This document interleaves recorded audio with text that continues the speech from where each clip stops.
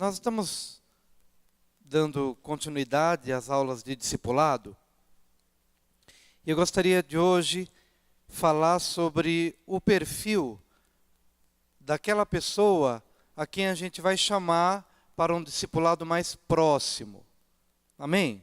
As últimas 3 aulas de discipulado, nós tivemos como título Formando os Melhores. Entendendo o seguinte, que os melhores, eles não nascem melhores. Eles estão muito rasos, né? Estão num patamar muito raso e a gente vai trabalhando para que eles se desenvolvam no decorrer da vida. No entanto, existem algumas marcas na vida dessas pessoas a quem a gente vai chamar para um discipulado mais próximo, que a gente precisa perceber, que a gente tem que ter o discernimento. Só para a gente entender mais ou menos a projeção.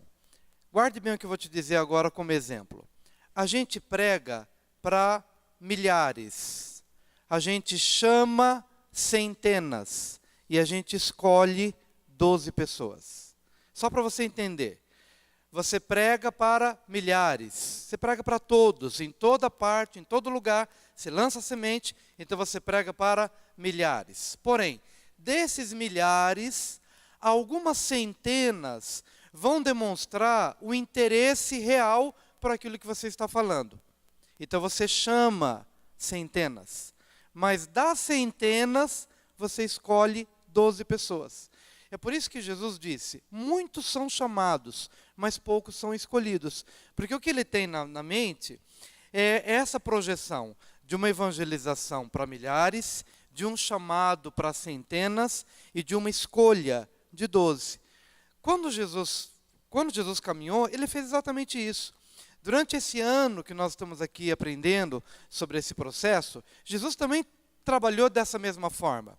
Ele ministrou em todos os lugares, ele percorreu todas as aldeias de Israel, ele subiu, ele desceu, foi para Galiléia, desceu para Jerusalém, para a Judéia, passou entre os samaritanos, ele fez, enfim, todo um trabalho para pregar a milhares. Só que desses milhares, ele percebeu que haviam algumas centenas que manifestaram interesse por aquilo que ele estava falando. Então ele chamou, sem a preocupação de chamar 12. Ele chamou discípulos, muitos, 10, 20, 30, 50, 100, ele chamou. Agora, desses que caminhavam com ele, então, no final mais ou menos de um ano, ele identificou que dessas centenas que caminhavam com ele, 12 pessoas manifestaram um perfil diferenciado. E foram esses 12 que revolucionaram a história de Jesus, e através do trabalho desses 12, o Evangelho chegou até nós. Então, mais ou menos, quais as marcas que nós vamos perceber nesses, a quem ele chamou de uma forma especial, ou seja, a quem ele escolheu. A quem ele escolheu. Mateus 4, 18 a 22, é o primeiro texto que eu quero ler com você. Mateus 4, de 18 a 22. Mateus 4, 18 a 22. Caminhando junto ao mar da Galileia, viu 2 irmãos, Simão, chamado Pedro, e André, que lançavam as redes ao mar, porque eram pescadores. E disse-lhes, vinde após mim, e eu vos farei pescadores de homens. Então eles deixaram imediatamente as redes e o seguiram.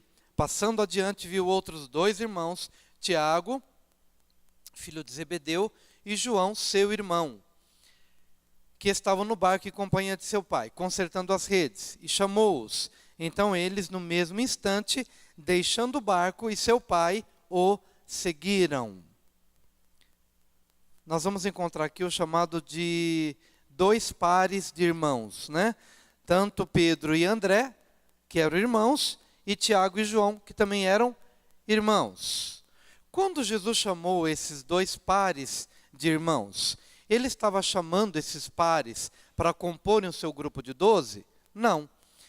Esse primeiro chamado foi um chamado semelhante ao chamado das centenas. Está na segunda categoria. Ele prega para milhares, chama centenas e escolhe 12. Quando ele chama esses 2, ele não está chamando para que eles pudessem compor o grupo de 12. Ele estava chamando como ele chamava muitos. Tanto é que nós vamos ver aqui algumas passagens que ele chamava pessoas. independentemente de serem 12. Vai chamando. Mas por que o destaque especial para esses 4? Porque a resposta destes 4 é para nós um sinal do porquê Jesus os escolheu para os 12. O que esses 4 manifestam de especial quando Jesus os chama? Imediatamente, quando Jesus chamou, imediatamente eles largaram. Prontidão. Eles deixaram o que estavam fazendo e seguiram a Jesus. No caso de Tiago e João, além dessa prontidão e de imediatamente terem largado tudo e seguido a Jesus, eles manifestaram algo a mais. A Bíblia diz que eles deixaram as redes e o próprio pai, Zebedeu, e foram e seguiram a Jesus. Trazendo aqui para a nossa realidade, nós vamos perceber o seguinte, que você vai evangelizar muitas pessoas. Dessas muitas pessoas a quem você evangeliza, você vai perceber quais são as pessoas que ouviram a tua mensagem e deram crédito à tua mensagem. A estes que ouviram, você vai chamar para a célula, sem a preocupação de serem 12 ou não. Você vai chamar como Jesus chamava. Amém, queridos? Então, muitos virão para a tua célula, em nome de Jesus. Diga, muitos virão para a minha célula. Então, se eles vieram para a tua célula, é porque creram no que você está falando, creram no que você pregou, estão na tua célula. Amém? Só que não basta estar na tua célula, não basta circundar a sua vida. Você vai perceber desse universo de pessoas que têm se aproximado, quais são aqueles que manifestam prontidão, como Tiago e João, como Pedro e André manifestaram. Como é que você vai ver isso na prática? Você chama para a reunião de oração, ele não arranja desculpas para vir. Você chama para um café da manhã, ele não põe impedimento, ele não coloca uma outra coisa no caminho. Ele se manifesta pronto. Amém, queridos? Jesus não desprezou aqueles que não manifestavam prontidão. Ele continuou pregando a todos. Mas ele entendia que para compor esse trabalho especial de um discipulado de 12, ele precisava de pessoas resolvidas, no sentido de que, resolvidas não no sentido de que estavam prontas, até porque a gente sabe que Jesus teve muito que trabalhar nos 12, mas ele precisava de pessoas que respondessem rapidamente, que não apresentassem desculpas, que não apresentassem impedimentos, que não colocassem outras prioridades, que não colocassem outras questões, mas que dissessem sim. Eles deixaram as redes e seguiram Jesus. Deixaram o barco e seguiram Jesus. Deixaram o pai e seguiram Jesus. E deram início a uma caminhada que verdadeiramente transformou as suas vidas. E essa mesma marca, eles levaram com eles para que pudessem fazer o mesmo ali adiante. Jesus disse, vão e façam discípulos. Com que modelo? O modelo que vocês viram em mim. Façam discípulos. Priorizem as pessoas que respondem positivamente. Tratem delas. Vai desprezar os outros? Não. Eu vou contar uma historinha bíblica para você entender que às vezes uma pessoa responde imediatamente e você começa um discipulado com essa pessoa.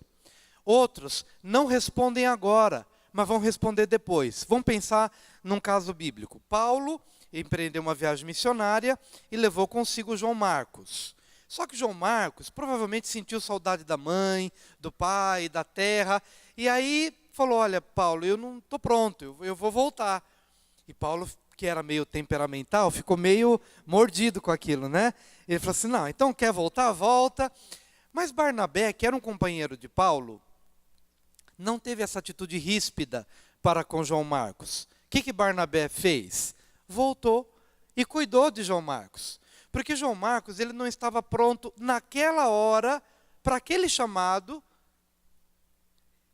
E Paulo, pela urgência do ministério, ele foi, escolheu uma outra pessoa, escolheu Silas e seguiu. Mas Barnabé, ele se compadeceu de João e ficou com ele e cuidou dele. E o discipulou. Mais lá na frente, Paulo escreve, manda chamar João Marcos, porque ele me é útil para o ministério. Então, quer dizer que naquele momento, João Marcos não estava pronto para responder. mas ele não foi descartado por Deus. Talvez não fosse compreendido por Paulo naquela hora, mas ele não foi descartado por Deus. Barnabé cuidou dele, discipulou, e lá na frente, João Marcos estava pronto e foi útil para o ministério do apóstolo Paulo. Então, quando a gente escolhe esses que estão prontos, a gente não está desprezando os outros.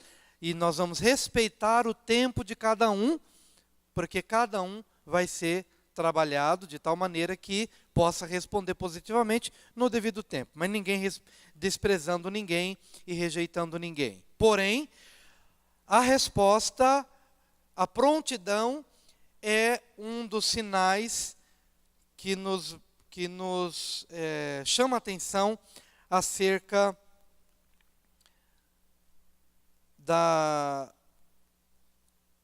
do chamado, né? De quem nós estaremos chamando para desenvolver esse trabalho mais próximo. Uma outra passagem bíblica, Lucas 9, 57 a 62. Lucas 9, 57 a 62.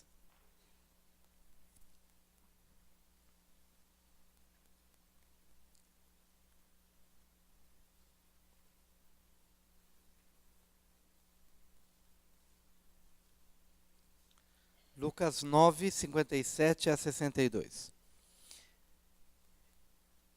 Indo eles caminho fora, alguém lhe disse: seguir-te-ei para onde quer que fores. Mas Jesus lhe respondeu: as raposas têm seus covis e as aves do céu ninhos, mas o Filho do Homem não tem onde reclinar a cabeça. A outro disse Jesus: segue-me. Ele, porém, respondeu: permite-me ir primeiro sepultar meu pai. Mas Jesus insistiu: deixa aos mortos os sepultar os seus próprios mortos. Tu, porém, vai e prega o reino de Deus. Outro lhe disse: seguir-te-ei, Senhor, mas deixa-me primeiro despedir-me dos de casa. Mas Jesus lhe replicou: ninguém que, tendo posto a mão no arado, olha para trás, é apto para o reino de Deus. Aqui há 3 situações que gostaríamos de compartilhar.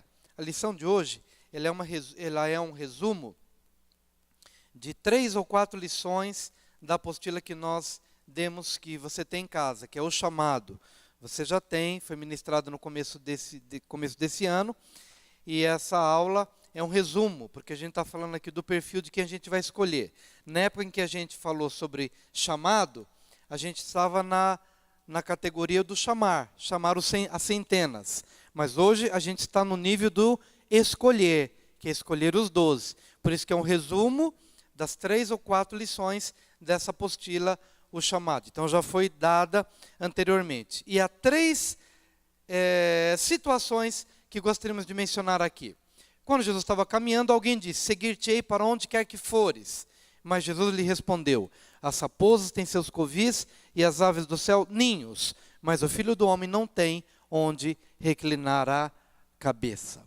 Qual a diferença entre filho de Deus e filho do homem? Jesus era filho de Deus? Era. Jesus era filho do homem? Era.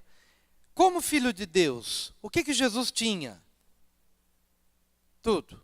Mas como filho do homem, o que ele tinha? Nada. Resumidamente é isso. Como filho de Deus, ele tinha tudo. Como filho do homem, ele não tinha nada. O que ele tinha era na dependência do Pai. E se ele realizava algum milagre, alguma cura, era por causa do Espírito Santo na vida dele. Por quê? Porque ele abriu mão. Quando ele diz: o Filho do Homem não tem onde reclinar a cabeça, ele está querendo provar a motivação de quem se propõe a segui-lo. Motivação. Olha, por isso que ele diz: o Filho do Homem não tem onde reclinar a cabeça. Como filho de Deus, eu sou o Criador dos céus e da terra, tenho tudo. Mas eu abri mão. Você quer me seguir? O que está no teu coração? Ele percebeu que alguns discípulos queriam um lugarzinho, né? Um à direita, outro à esquerda, queriam um reino, queriam a glória, queriam sossego, queriam status, queriam dinheiro, queriam fama, queriam posição. Quando Jesus chega e diz: você quer me seguir? Qual que é a tua motivação? O Filho do Homem não tem onde reclinar a cabeça.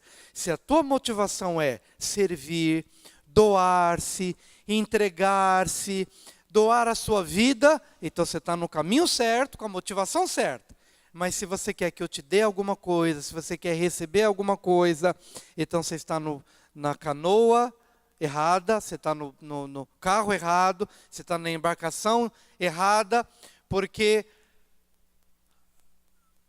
você não deve entrar no discipulado para ganhar alguma coisa, para receber alguma coisa. Amém? Trazendo aqui para a nossa realidade. O que você deve perceber para escolher as pessoas que vão estar do teu lado nesse ministério mais próximo? Essas pessoas também não devem olhar para você e encontrar uma ponte para o sucesso. Não pode olhar para você e achar que de você ele vai receber status, posição, glória, fama, ou alguma facilidade na vida. Eles devem se aproximar com a mesma intenção de servir. Porque Jesus, sendo achado na forma de Deus, abriu mão dos seus atributos divinos para servir, para se doar, para se entregar. Então, quando você percebe que as pessoas estão apenas para se aproveitar de alguma situação ou de alguma posição, essa motivação é indevida. Porque exatamente é esta sementinha que houve em Satanás. Satanás quis ser, ele quis usurpar, ao passo que Jesus não quis ser. Ou seja, sendo, ele abriu mão do ser, ele se esvaziou para servir. Então as pessoas que serão uma bênção nesse ministério, junto com você, precisa ter esse mesmo espírito, não do receber, mas do dar. Porque melhor coisa é dar do que receber. Amém? Melhor coisa é dar do que receber. Outro exemplo é, a outro disse Jesus, segue-me. Ele, porém, respondeu, permite-me ir primeiro sepultar meu pai. Mas Jesus insistiu, deixa os mortos os sepultar os seus próprios mortos. Tu, porém, vai e prega o reino de Deus. Quantos é que tem essa apostila aqui, o chamado? Quantos tem? Pegaram naquela época que a gente ministrou. Oi? Está em casa? Todo mundo tem? Eu te aconselho você pegar de novo. Essa aula que foi ministrada no comecinho do ano. Pega para você poder perceber que esse é o momento da gente colocar isso aqui em prática. E dentro daquilo que já foi explicado, e vamos trazer de novo. Quando Jesus encontrou alguém e chamou essa pessoa, e essa pessoa respondeu, deixa primeiro eu sepultar meu pai. Quem lembra do que foi explicado naquela época?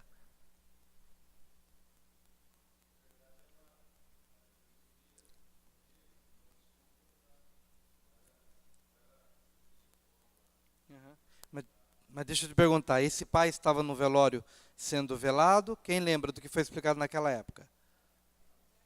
O que significa deixa eu sepultar meu pai? Fala, Silvia.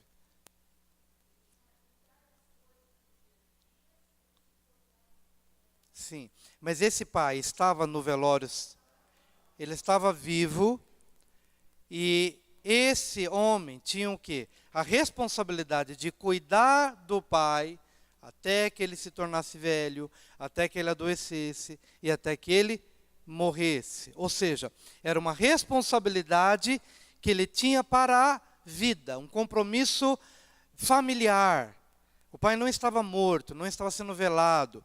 Ele apenas disse, Senhor, eu não estou disponível agora, porque eu tenho uma responsabilidade junto à minha família, eu tenho uma responsabilidade junto ao meu pai, que está vivo, tem saúde. Talvez ele vá morrer daqui a 5 anos, talvez ele vá morrer daqui a 10 anos, talvez ele vá morrer daqui a 20 anos. E se porventura ele vier a morrer daqui a 20 anos, então eu vou esperar que realmente ele morra, eu vou sepultar o meu pai, cuidar dele até que ele morra, e então depois eu estarei disponível para te servir. Aplicando para a nossa realidade, quem são as pessoas que você vai chamar para esse trabalho mais próximo? Não são as pessoas que dizem, deixa primeiro eu sepultar meu pai. De que forma? Porque, veja, naquela época havia um contexto cultural, havia um contexto de uma responsabilidade nesse nível, especialmente ao mais novo, que tinha essa incumbência de sepultar o pai, ou seja, de cuidar e sepultar. Mas hoje nós temos as outras demandas. Quais? Deixa primeiro eu formar meu filho, depois eu vou te seguir. Deixa primeiro eu casar o meu filho, depois eu vou te seguir. Deixa meu marido se converter, depois eu vou te seguir. Deixa eu cumprir essa demanda familiar ou alguma questão social, depois eu estarei livre. E o que Jesus está dizendo? Deixa os mortos sepultar seus mortos. Vai você e prega o reino. Uns vão cuidar de morte, outros vão cuidar de vida.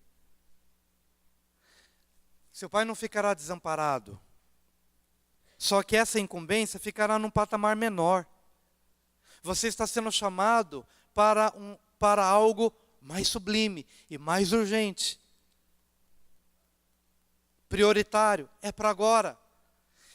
Seu pai não ficará sem sepultura, não ficará sem cuidado. Mas outros que não estão cuidando das coisas para as quais você está sendo chamado, ou seja, no que diz respeito ao reino de Deus, você está sendo chamado para o reino de Deus. As outras demandas não ficarão sem cuidado. Deixe os mortos cuidar dos seus mortos. Mas vai você e prega o reino de Deus. O teu chamado é mais sublime. O teu chamado está acima. Veja que, quando ministramos sobre isso, estávamos com a intenção de falar sobre o chamado das centenas. Pregamos a milhares, chamamos centenas e escolhemos 12. Quando falamos sobre chamado, Jesus está chamando. Por isso que ele chamou Pedro, André, Tiago e João e todos esses que estão sendo mencionados aqui. A um outro ele chamou, vem. Deixa primeiro eu sepultar meu pai. Deixa os mortos sepultar os mortos. Vai você e prega o reino de Deus. O primeiro que foi dito aqui, Senhor, vou te seguir para onde fores. Você está consciente mesmo que o Filho do Homem não tem onde reclinar a cabeça? Ou seja, talvez você não passe por momentos bons ou agradáveis, mas você está pronto? Então vem e me segue. Amém? E dependendo da resposta de cada um, ele vai filtrando até que ele chega e escolhe os seus 12.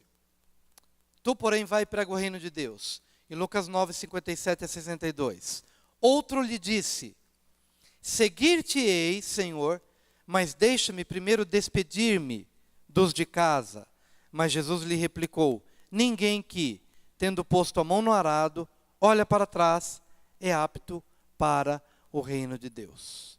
E talvez agora o bicho pegue um pouco, né? Porque não posso nem me despedir dos de casa. Só falar um tchauzinho. Temos que ver também o contexto lá de como é que eles estão vivendo. No entanto, só para simplificar, quando Jesus diz, todo aquele que lança a mão do arado e olha para trás, embora o rapaz só quis se despedir da sua casa, e havia até base bíblica para isso, porque lá no Antigo Testamento, Elias, quando joga a capa em Eliseu, Eliseu também diz, deixa eu me despedir dos da minha família. E ele foi, matou as 2 juntas de bois, preparou ali uma comida e foi e seguiu Elias. O problema não é se despedir dos da sua casa. Jesus, quando lida com as questões da vida, ele não está julgando apenas o que a pessoa disse, mas o coração da pessoa. Quando ele percebe que essa pessoa diz, deixa ir me despedir dos da minha casa, o problema não é esse. O problema é, o que você tem na sua alma que sempre te liga a alguém ou está dentro de você e que no decorrer da caminhada vai fazer com que você sempre fique olhando para trás. A questão não é só o agora. Aquele que lança a mão do arado e olha para trás. Jesus não está olhando apenas o desejo desse jovem de ir se despedir dos pais, mas dessa provável dependência, dessa provável ligação de alma, dessa provável situação interna da alma, que durante a jornada ministerial, provavelmente seria um impedimento. Por quê? Vez por outra, essa pessoa, na jornada, olharia para trás. Olhando para trás. Olhando para trás. Ora deixa eu me despedir dos da minha casa. Aí caminha um pouquinho mais. Deixa eu ver como é que está. E aí, cada vez que eu estou seguindo, lançando mão do arado, eu não consigo olhar para frente, porque a minha alma me remete ao passado. A minha alma me remete a alguma coisa que eu tenho deixado e que tem me impedido de focar. Jesus está dizendo, você precisa olhar para frente. Ele não está recriminando esse rapaz por querer se despedir.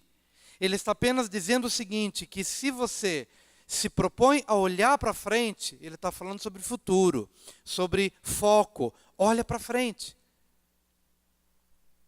E se vez por outra você fica olhando para trás, aquele que lança a mão do arado e olha para trás, não é apto para o reino de Deus. Quem lida aqui com arado, ou quem lida com campo, não necessariamente com arado, como é que você interpretaria isso? Pastor Geraldo, que trabalha aí com terras, né? Lançar mão do arado. É pegar o arado, olhar para frente. Porque se você pega o arado e tem um foco, ele tem que ter uma trilha reta. Se ele se distrai, olhando para a direita, olhando para a esquerda, ele vai, de repente, na distração, ele muda a direção. E aquele lugar em que ele focou, daqui a pouquinho ele está distante daquela meta, daquele objetivo, por causa das distrações. Jesus não recrimina por querer se despedir do pai e da mãe, mas Jesus chama a atenção para o fato de que, para que eu atinja os objetivos no reino de Deus, eu preciso ter foco. Eu preciso ter uma direção firme e segura, e não me distrair com as coisas que estão à minha direita ou à minha esquerda. Nós vamos perceber, queridos, que as pessoas a quem a gente chama, elas vão precisar de uma boa dose de discipulado, porque de uma forma muito comum, nós estamos distraídos com muitas coisas. E nós estamos afadigados com muitas coisas. Nós temos muitas obrigações, muitos comprometimentos, nós temos muitas situações que muitas vezes incidem sobre as nossas vidas, procurando nos tirar desse foco do reino de Deus. É ou não é uma realidade? Aquele que lança a mão do arado e olha para trás, não é apto. Ou seja, para que esse reino de Deus possa ser desenvolvido através do nosso ministério, a gente precisa ter esse foco. Mas para isso, nós precisamos trabalhar nos nossos discípulos para ajudá-los nesse sentido. Porque eles estão preocupados com muitas coisas, como nós muitas vezes também nos preocupamos. O que pode entrar na nossa lista de preocupações? O trabalho, problemas na família. O que mais? Relacionamentos. E agora eu pergunto, por que com o Evangelho sendo tão disseminado, não era para a gente já ter alcançado a nossa nação brasileira? Não era para a gente já ter toda a nação rendida aos pés do Senhor? Porque Satanás procura nos deter justamente aí.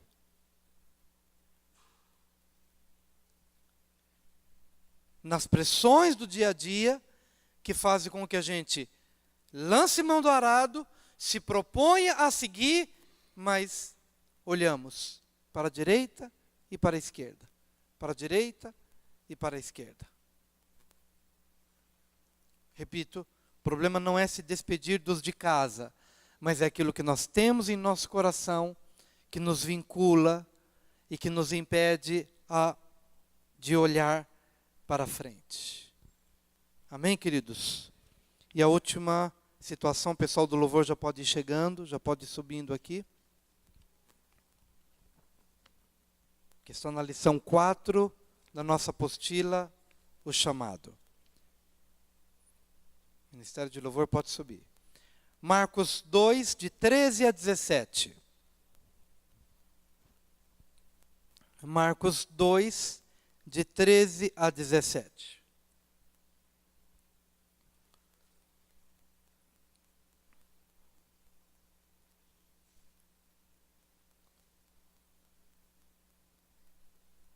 De novo, Marcos 2, de 13 a 17. De novo saiu Jesus para junto do mar, e toda a multidão vinha ao seu encontro, e ele os ensinava. Quando ia passando, viu a Levi, filho de Alfeu, sentado na coletoria, e disse-lhe: segue-me. Ele se levantou e o seguiu. Deixa eu ver se todo mundo está atento ao que eu estou dizendo aqui. Jesus estava chamando Levi para ser um dos seus 12?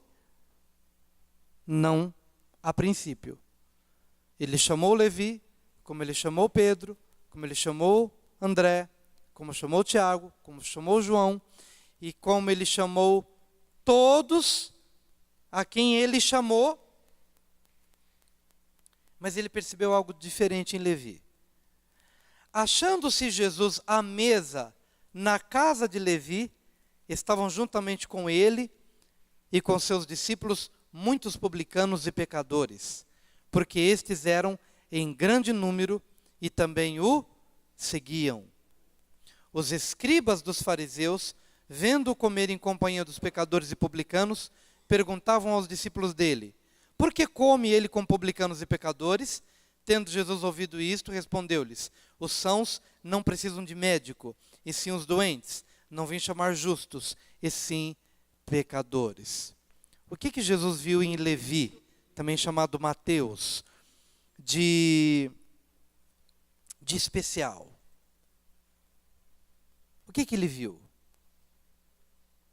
A disposição de ser uma ponte entre Jesus e o mundo perdido.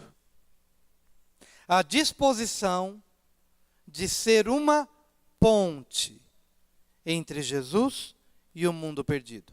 Veja que Jesus o chama durante o dia, ele estava cobrando impostos na coletoria, mas na primeira oportunidade, Jesus estava na casa de Levi, e na casa de Levi, quem estava lá?